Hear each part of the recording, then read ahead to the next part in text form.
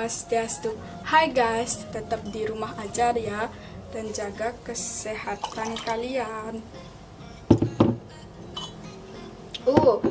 Makasih karena kalian udah mau nonton video kita. Jadi, kali ini kita bakalan buat video. Tunggu dulu. Kok kita sih?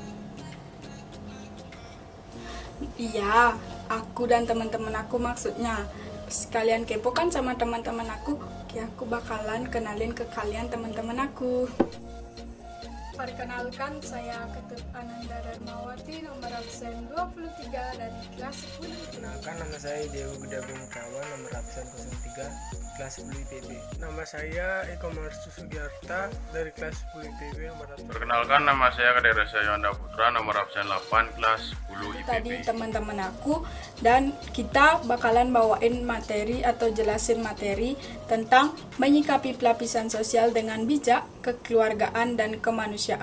Sebelumnya kan ada tuh pelapisan sosial. Nah, pasti kalian udah tahu kan apa itu pelapisan sosial? Atau ada yang belum tahu? Oke, aku kasih waktu 10 detik buat kalian ingat apa sih itu pelapisan sosial.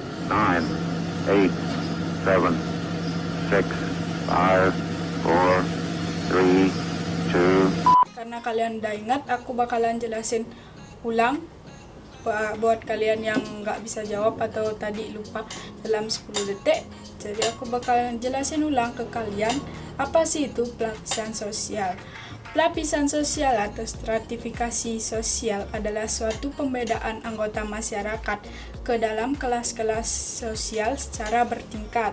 Nah, secara umum pelapisan sosial atau stratifikasi sosial juga dapat diartikan sebagai pembedaan atau pengelompokan suatu anggota masyarakat secara vertikal. Sistem pelapisan sosial dalam masyarakat sangatlah mungkin terjadi karena adanya tingkatan kesenjangan yang didasari oleh beberapa hal. Hal ini yang akan menimbulkan adanya stratifikasi sosial yang mencolok. Manusia dan lingkungan menjadi elemen yang tak dapat dipisahkan sehingga menimbulkan efek-efek tertentu sesuai dengan pola pikir dan lingkungan masyarakat sosial itu sendiri. Beberapa aspek yang timbul dapat menyebabkan adanya kesenjangan sosial dan diskriminasi.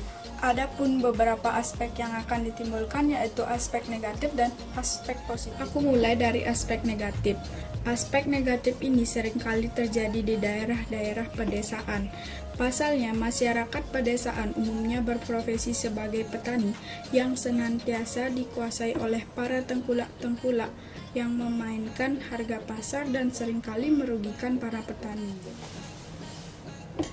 Contohnya yaitu para petani daun bakau untuk pembuatan rokok. Harga bakau harus ditentukan oleh tengkulak-tengkulak yang telah bekerja sama dengan produsen yang telah memiliki nama.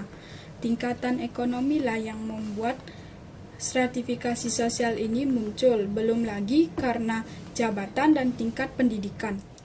Aku lanjut ke aspek positif. Aspek positif ini dapat kita jumpai di berbagai tempat. Contohnya, jika kita seorang pejabat, maka kita akan lebih mudah dalam urusan birokrasi karena adanya bantuan dari orang dalam yang memiliki jabatan. Maka dari itu kita perlu menyikapi pelapisan sosial dengan bijak, kekeluargaan, dan kemanusiaan. Nah, selanjutnya teman aku bakalan jelasin ke kalian.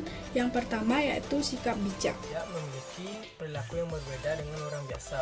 Hal ini dikarenakan orang bijak sering mempengaruhi kebanyakan orang dan objek perilakunya. Oleh karena itu, untuk memecahkan masalah tersebut, perbedaan harus dilakukan dengan bijaksana, penuh pengertian dan tanpa paksaan. Dan kita harus melakukan hal-hal yang bijaksana. Contohnya, memberikan solusi yang tepat, tidak membalas keburukan dengan keburukan. Sikap kekeluargaan. Sikap kekeluargaan berasal dari kata keluarga yang berawalan ke dan berakhiran an. Keluarga. Keluarga yang berasal dari bahasa Sanskerta dibagi menjadi dua, yaitu kula yang berarti saya dan warga yang berarti orang di sekitar. Jadi keluarga dapat disimpulkan sebagai orang yang masih satu aliran darah dengan kita. Itu bisa disebut sebagai keluarga. Sikap kekeluargaan. Sikap kekeluargaan memiliki makna sebagai perilaku yang menunjukkan manifestasi yang cenderung didasari sikap lebih familiar yang lebih tinggi. Nilai-nilai sikap kekeluargaan yang harus kita jaga, kita rawat dan kita lestarikan di kehidupan kita yang berbangsa dan bernegara, antara lain cinta dan kasih sayang. Ini saya akan mempresentasikan tentang sikap kemanusiaan. Sikap kemanusiaan merupakan sebuah sikap universal yang harus dimiliki setiap umat manusia di dunia untuk dapat melindungi dan memperlakukan manusia sesuai dengan hakikat manusia yang bersifat manusia. Apabila suatu naluri yang muncul mampu menindas manusia yang satu dengan lainnya, baik dalam bentuk kekerasan,